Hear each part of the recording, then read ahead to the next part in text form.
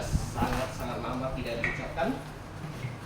Itu sering diucapkan oleh Yesus dan juga Rasul Paulus ya, baik selama hidup maupun ketika dia menulis surat-suratnya. Oke, kita membuka Alkitab kita di Nehemia pasal 13. Pasal 13 cukup panjang.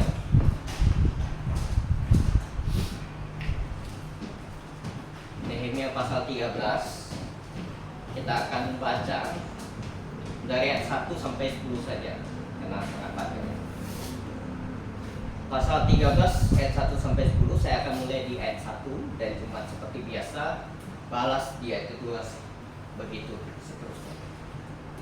Ayat 1. Pada masa itu bagian-bagian daripada kitab Musa dibacakan dengan didengar oleh rakyat. Didapati tertulis dalam kitab itu bahwa orang Amon dan orang Moab tidak boleh masuk jemaah Allah untuk selamanya. Mereka tidak menyusul orang Israel dengan roti dan air, malah membuat yang melawan orang Israel supaya dibunuhnya. Tetapi orang itu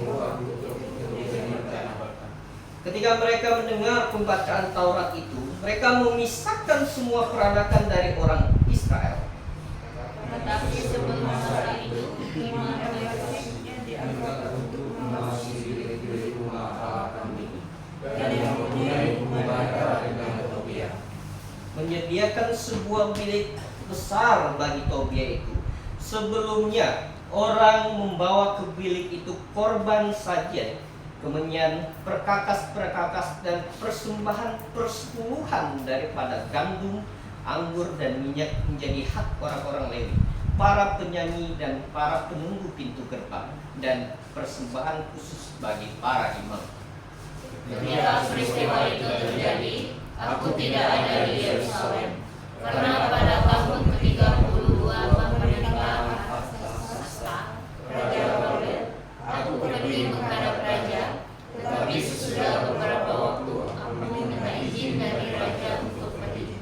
Lalu aku tiba di Yerusalem dan melihat kejahatan yang dibuat Eliasib untuk keuntungan Tobia, sebab bagi Tobia ini telah disediakannya sebuah bilik di pelataran rumah Allah. Aku menjadi sangat kesal, lalu kulempar semua perabot rumah Tobia keluar bilik itu. Kemudian kusuruh tahirkan bilik itu.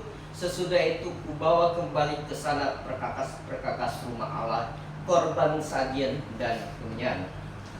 Juga kudapati bahwa sumbangan-sumbangan bagi orang-orang Lewi tidak pernah diberikan, sehingga orang-orang Lewi dan para penyanyi yang bertugas masing-masing lari ke ladangnya. Oke, minta sediaan Pak Yusanto bimbing dalam doa, silakan. Mari kita terima kasih Tuhan atas yang beri informasi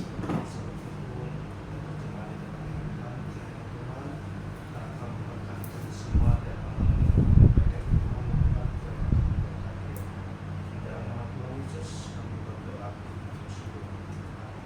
Amin. Oke. Biasanya kalau mau akhir tahun itu kayak tadi Pak Tommy bilang, kita tuh bikin rencana ya, bikin rencana apa yang akan kita lakukan di tahun depan ya. Goal apa yang akan kita lakukan. Tapi bukan hanya goal yang mesti kita rencanakan. Kita harus merenungkan ya, merenungkan hal-hal apa yang sudah kita lakukan ya, di masa lalu, di tahun yang kemarin ya, yang akan kita habiskan ini, yang sebentar lagi kita harus merenungkan itu, dan kita harus memperbaiki apa yang salah yang telah kita lakukan ya, yang salah. Nah, saya sempat baca berita seorang pelari ya, pelari maraton asal Makassar. Ini baru tahun ini 6 Juni 2024. Itu namanya Andi Palawagau, asli Makassar, meninggal ketika lari maraton, kena serangan jantung ya, meninggal. Sungguh ironis, dia meninggal sebelum sampai finish.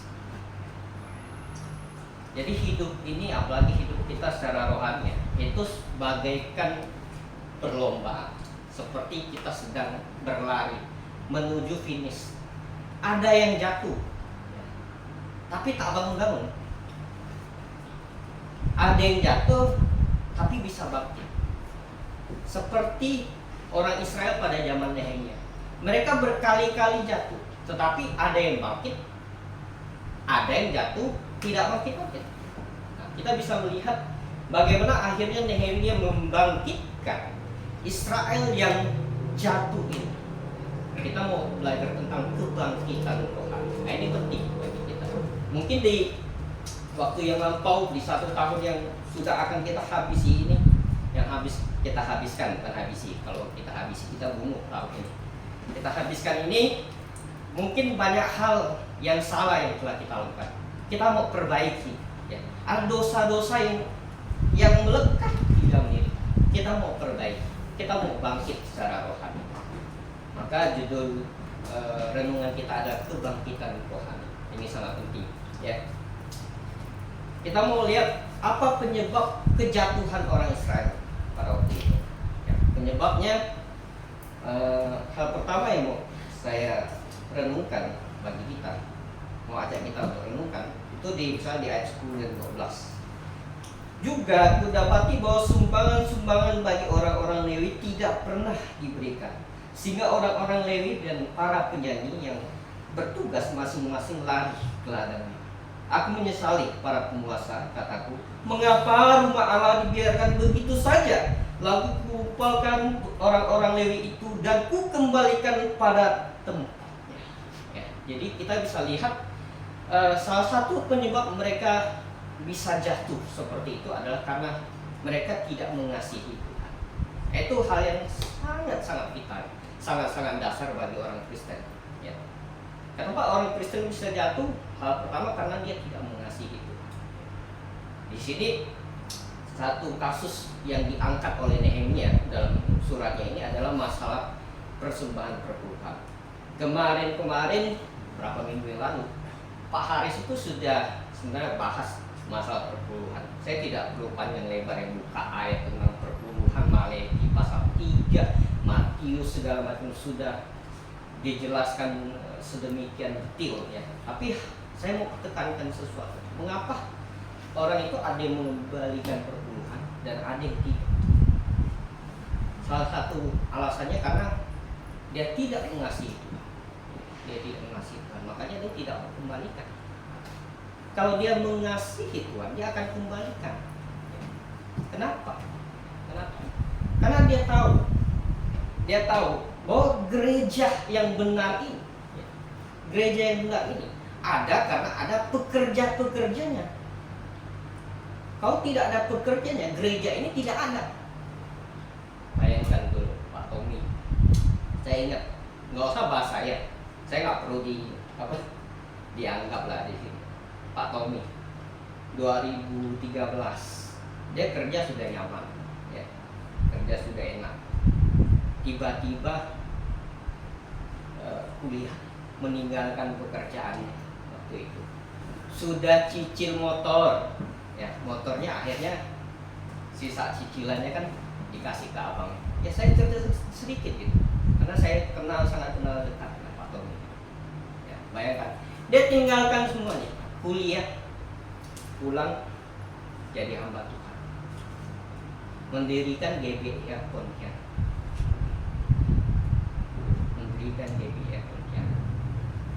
mulai perlahan-lahan dibaptislah orang pertama. Siapa yang masih ingat jemaat pertama yang dibaptis di sini? Masih ingat?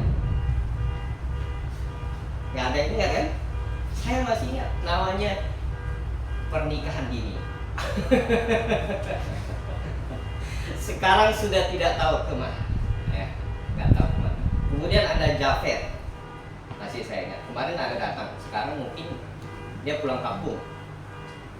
Kemudian ada Yisak ya, Yisak itu saudara dari penginjil Roy Utara. Sekarang sudah ditebas kalau nggak salah, jadi sekretaris desa. Jadi dia bukan murtad, enggak. Dia kembali ke kampung. Jadi mungkin ada semangat membara, benarkan kampungnya.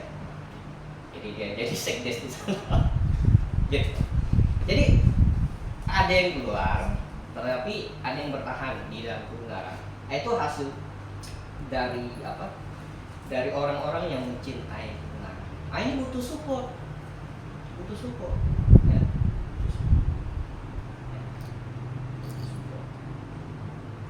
Butuh dihidupi. Nggak mungkin tiba-tiba perut Pak Tommy Selin itu tiba-tiba terisi susu formula.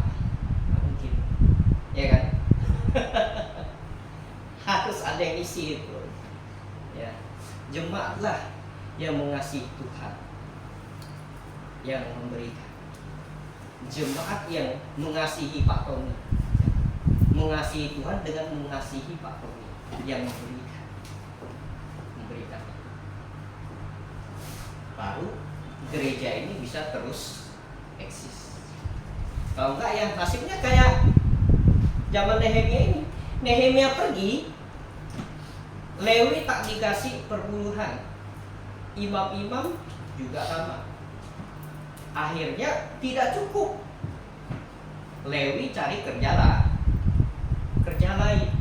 Mereka tidak dibayar Allah lagi, ditinggalkan. Nehemia ini dia bukan imam, bukan. Dia tuh gubernur. Urusan apa? Dia ngurus barang di bait Allah. Hanya karena dia mengasihi Tuhan, makanya dia panggil balik orang Lewi itu, suruh orang Israel atau orang Yahudi kumpulkan kembali persembahan. Kan nggak ada untungnya bagi Nehemia. Nehemia nggak ada untungnya di persembahan ini, persembahan perpuluhan ini, karena dia nggak ambil sepeser pun dari jatah ini, karena dia gubernur, dia bukan imam besar, bukan. Kalau Eliasyib atau Ezra yang ngurus barang ini, orang bisa pikirnya apa ya? Pikirnya Allah, dia kan karena dia dapat bagian, dapat jatah, makanya ya udah dia tuh suruh kita kumpulkan persembahan, nggak usah kita kumpulkan persembahan, ngapain? Tapi dia dengan dengan tekad yang kuat, dengan rasa mengasihi Tuhan yang sangat-sangat besar, dia kumpulkan kembali persembahan. Kumpulkan orang Lewi, tempatkan mereka ke tempat yang tepat. Jemaat juga sama. Jemaat yang dulu mungkin ya, saya nggak tahu, masing-masing punya hati. Mungkin 1 tahun yang sudah kita lewati ini mungkin kurang mengasihi Tuhan. Tidak usah kita bicara soal perpuluhan, dalam berbagai hal mungkin kita kurang mengasihi Tuhan. Misalnya kita lebih mengutamakan pekerjaan dibandingkan kebaktian. Mungkin ada yang seperti itu. Ada yang keluar kota dan kebaktian. Lebih mementingkan bisnis. Kita nggak tahu. Sekarang kita punya tekad 1 tahun ke depan saya tidak akan bolong. Misalnya, itu tekad, ya kan? Tekad lebih mengasihi itu Tuhan. Kita punya tekad yang lain mungkin. Mungkin kemarin, tahun-tahun kemarin, ya, saya banyak melakukan hal-hal yang tidak diinginkan Tuhan. Sekarang saya mau berubah, karena saya mau lebih mengasihi Tuhan. Seperti lagu yang tadi, ku mau semakin seperti Tuhan. Seperti Tuhannya apa? Semakin mengasihi Dia. Kita mau semakin mengasihi Tuhan. Jadi kita harus semakin mengasihi Tuhan. Oke, selain itu apa? Apa yang membuat mereka itu bisa jatuh? Yang bisa membuat mereka jatuh, kalau kita kembali ke Nehemia, pasal 13 ayat 4 dan 5 dikatakan apa? Tetapi sebelum masa itu, Imam Eliashib yang diangkat untuk mengawasi bilik-bilik rumah Allah kami dan yang mempunyai hubungan erat dengan Tobia menyediakan sebuah bilik besar bagi Tobia itu. Sebelumnya, orang membawa ke bilik itu korban sajian, kemenyan, perkakas, dan persembahan perpuluhan dari pada gandum, anggur dan minyak yang menjadi hak orang-orang Lewi, para penyanyi dan para penunggu pintu gerbang dan persembahan khusus bagi para imam. Jadi kita bisa lihat apa yang terjadi. Orang Yahudi pada waktu itu bermain api ya, dengan Tuhan. Kenapa mereka bermain api? Karena Tobia, nanti ada Sanbalat. Ini dua orang yang di pasal 4 itu bermasalah dengan orang Yahudi pada waktu pembangunan tembok. Sanbalat olok-olok orang Yahudi. Yang paling kesalit Tobia. Tobia bilang, sekalipun mereka membangun tembok itu, anjing lewat, itu tembok roboh. Itu saya baca Nehemia pasal 4 tuh bikin emosi. Kalau saya di situ saya gamparin tuh Sanbalat sama Tobia.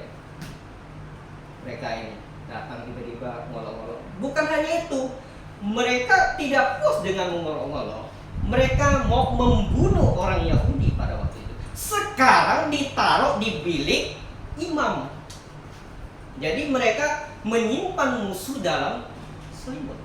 Main api dengan Tuhan. Ini musuh yang harusnya dihindari. Malah mereka sekongkol di situ. Makanya marah besar Nehemia. Nehemia sampai nanti kita lihat dia akan ambil semua barang-barang Tobia dilempar. Saking kesalnya. Saking kesalnya. Nah, banyak orang Kristen tuh bermain api dengan Tuhan. Bermain api dengan Tuhan. Ya, masalah yang mereka hadapi apa lagi? Yang mereka hadapi pada waktu yang mereka lakukan adalah mereka kawin campur. Ya. Ini salah satu tindakan main api. Ya. Kawin campur. Kalau kita lihat di ayat 23 dan 24, ya. Mereka kawin campur dengan orang Ammon dan Moab. Kenapa Tuhan melarang ini? Dari perjanjian lama tuh Tuhan melarang ini. Kenapa?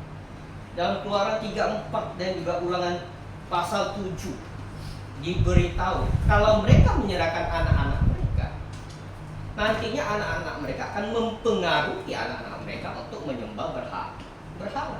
Dan bukan hanya itu, membuat mereka punya karakter yang bengis seperti orang Ammon dan Moab. Tetapi mereka tak mau dengar. Padahal Tuhan itu sayang sama dia, sama mereka ya. Tapi mereka itu tak mengerti kasih, tak mengerti. Ya. Nah, ini prinsip yang Tuhan letakkan juga di perjanjian baru. Ya. Kalau kita sering baca misalnya di 2 Korintus pasal 6 ayat 18, kita disuruh apa? Mencari pasangan yang seimbang. Jangan yang tidak percaya. Ini bagian muda-muda, yang belum ada pasangan, jomblo, ya. Pikirkan matang-matang. Jangan bermain api, ya. Kalau enggak rusak masa depan. Saya baru ketemu satu bapak-bapak, udah agak tua dia. Kocak dia punya keluarga. Kenapa kocak? Dia Kristen, istrinya budak, dia punya anak Konghucu. Kemudian anak keberapa tuh Muslim. Kok jadi begitu kan? Aneh kan? Kenapa? Karena tidak peduli masalah rohani. Yang penting ada status agama saja gitu. Yang penting ada status agama. Akhirnya nih, pas mau nikah belum punya anak nih rencananya. Mau nikah repot. Kenapa repot? Istrinya bersikeras dia tak mau masuk Kristen. Sedangkan kalau mau dapat surat nikah di beberapa gereja ya, itu mesti dibaptis. Istrinya nggak mau dibaptis, bilang Kalau mau masuk Kristen masuklah tuh, kalau enggak kita tak jadi kawin. Akhirnya suaminya jadi Buddha. Karena kan di kakak harus sama agamanya, ya kan? Sedangkan istrinya nggak mau dibaptis. Gereja tempat dia kebaktian itu harus dibaptis baru dikasih surat nikah. Sedangkan di vihara, kau masuk ya kawin sana, dikasih surat nikah pasti. Akhirnya dia punya KTP kan Buddha, ganti KTP kan Buddha. Dia punya surat nikah Buddha juga. Kompromi, main api. Akhirnya kan iman anak-anaknya juga nggak ada yang benar. Ya karena main api. Ya, ini harus dipikirkan baik-baik.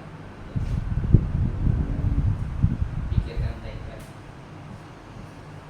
Kita mau mengasihi diri sendiri atau lebih mengasihi. Kalau mengasihi Tuhan, maka kita tuh jangan sampai bermain-main dengan Tuhan. Bermain-main dengan Tuhan. Oke. Jadi saya juga sempat lihat satu aktor dari Hong Kong, Jackie Chan. Tahu Jackie Chan? Jackie Chan itu punya anak, saya lupa. Yang perempuan tuh jadi lesbian, yang laki-laki narkoba.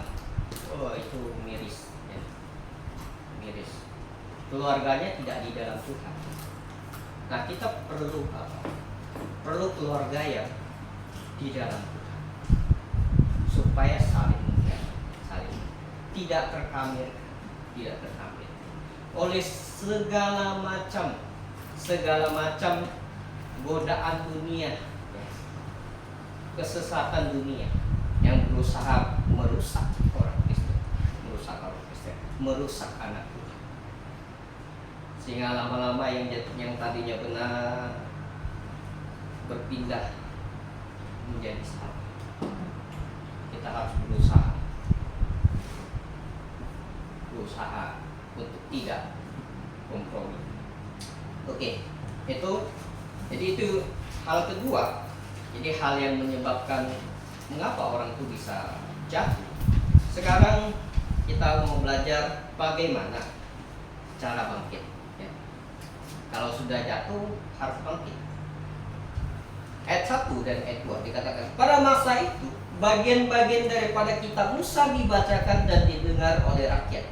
Didapati tertulis dalam kitab itu bahwa orang Ammon dan orang Moab tidak boleh masuk jemaah Allah untuk selamanya, karena mereka tidak menyongsong orang Israel dengan roti dan air, malah mengupah Bileam melawan orang Israel supaya dikutukinya. Tapi Allah kami mengubah kutuk itu menjadi berkat. Ketika mereka mendengar pembacaan Taurat itu, mereka memisahkan semua peranakan dari orang Israel. Jadi apa yang terjadi? Apa langkah pertama orang yang mau bangkit secara rohani adalah mendengarkan firman Tuhan. Mendengarkan firman Tuhan. Itu langkah pertama. Makanya diletakkan di sini di ayat pertama. Ya. Diletakkan di ayat pertama. Baca dulu itu, baru cerita tentang dosa-dosa yang mereka perbuat itu di bagian selanjutnya. Karena Tuhan mau tekankan ini. Hal pertama yang mesti dilakukan oleh orang yang mau bangkit adalah mendengarkan firman Tuhan. Mendengarkan firman Tuhan. Dengan mendengarkan firman Tuhan, kita itu kalau sudah seperti tumbuhan yang sudah mau mati, itu bisa hidup kembali. Kayak tumbuhan yang tak pernah dikasih air tuh, yang udah mau layu, ya. Kalau nggak dikasih air kan dia dia bakal mati.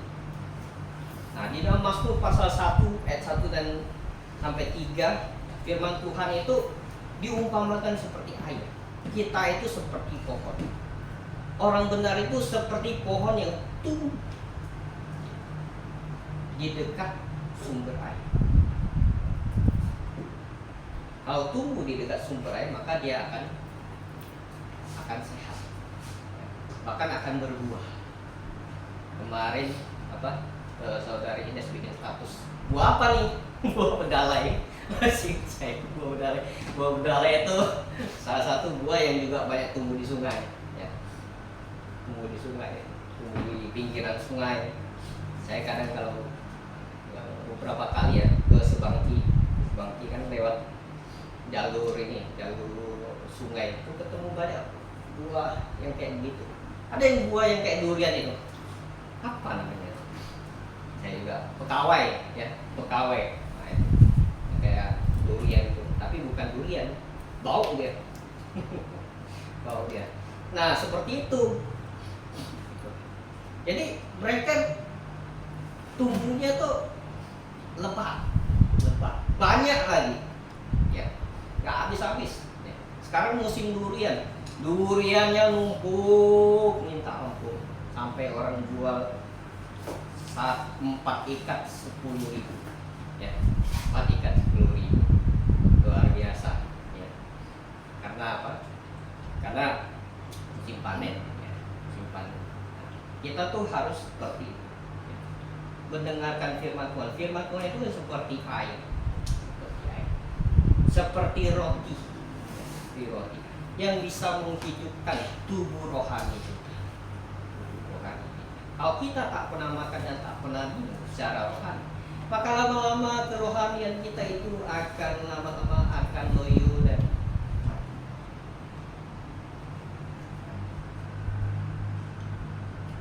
gampang saja. Orang datang penyesat, kasih tahu misalnya ngapa tatoan.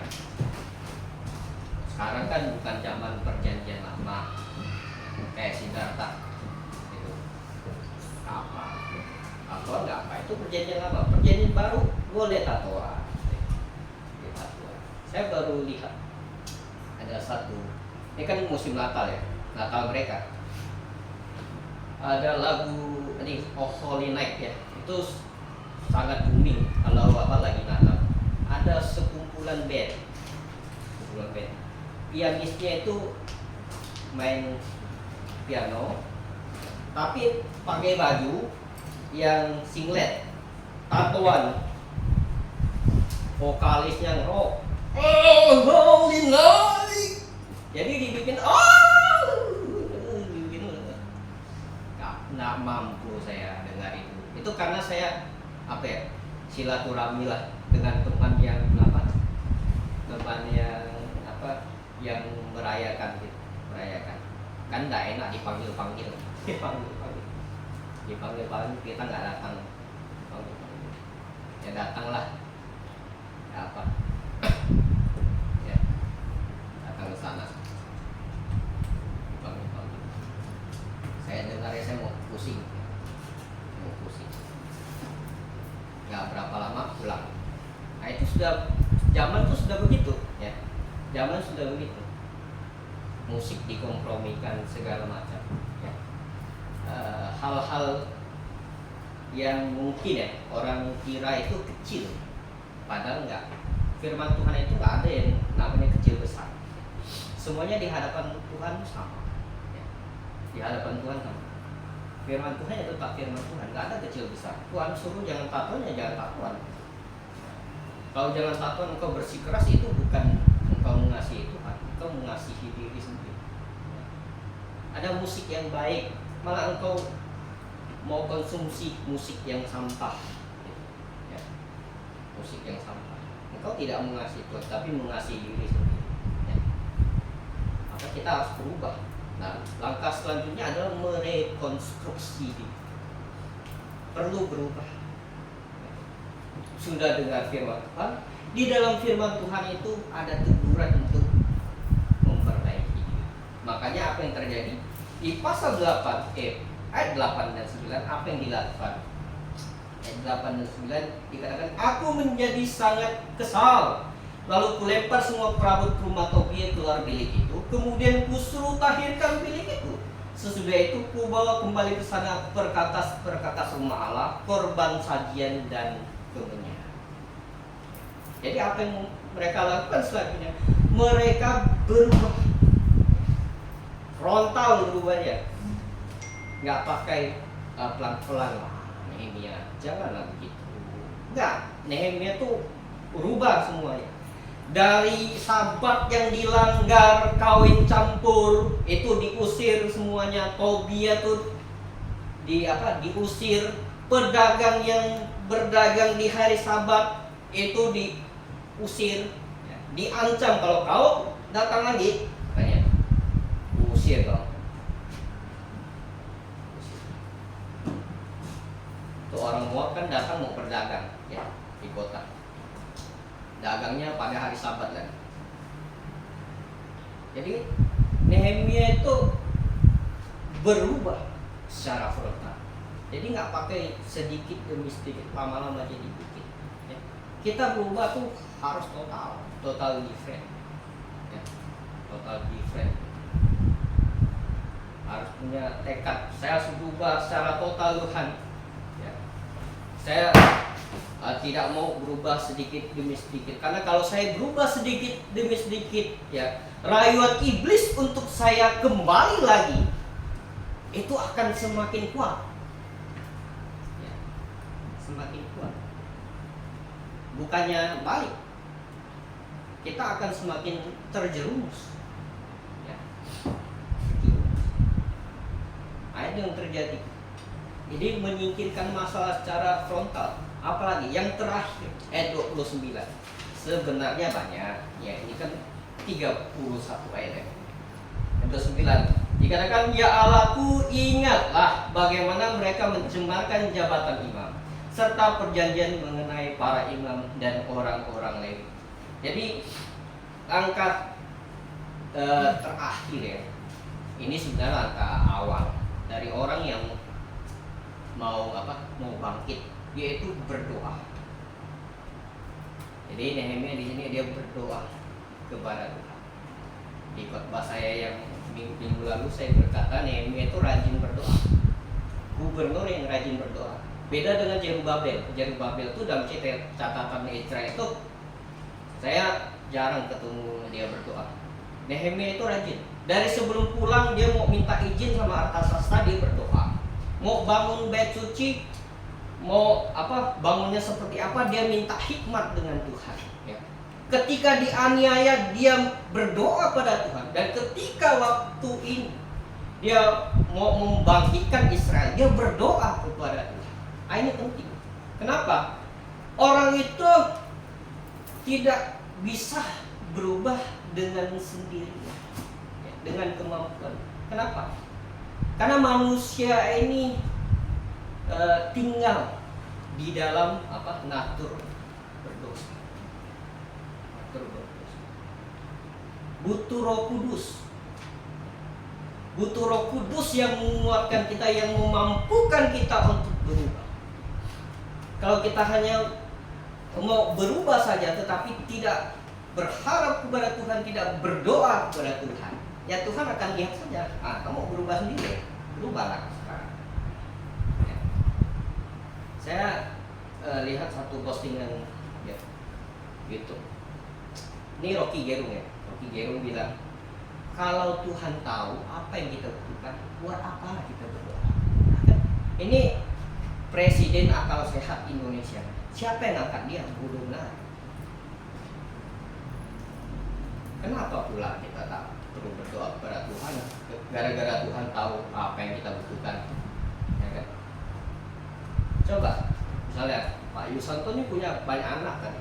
Tahu anak-anak misalnya umur berapa gitu, nanti butuh apa? Butuh apa kan? Misalnya kelas 6 butuh apa? Kelas misalnya SMP, butuh kendaraan sendiri mungkin. Sekarang kan udah ada sepeda listrik, ya, sepeda listrik. Tahu anak-anak kalau misalnya SMP mau dipersiapkan beli sepeda listrik. Tahu. Dan nanti pasti dibelikan gitu. Pasti dibelikan.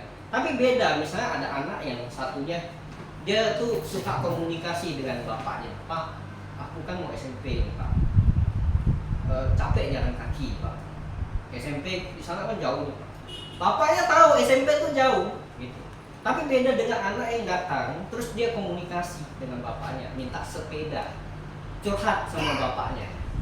Itu ada namanya ikatan batin. Ini yang Tuhan inginkan dari anak-anaknya lewat doa. Ada ikatan rohani. Ikatan rohani itu tidak bisa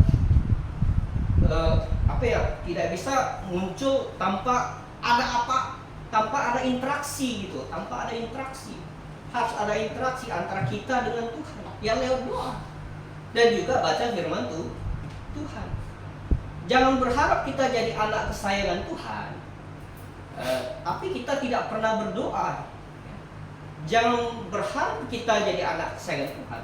Kalau baca Alkitab saja satu hari tidak pernah, malah jadi anak tiri, bukan jadi anak Tuhan, bukan jadi anak kesayangan. Karena kasih itu berjenjang, sama. Ketika kita mau bangkit, seberapa kita tekun berdoa kepada Tuhan, Tuhan akan menguatkan kita. Tapi kalau orang bilang aku mau kuat, tapi tak pernah doa dengan Tuhan, aku mau melewati semua ini Tuhan, aku mau bangkit secara rohani, aku mau meninggalkan dosa-dosaku Tuhan, aku mau lebih mengasihi Tuhan tahun ini. Ketika engkau berdoa seperti itu, Tuhan akan senang,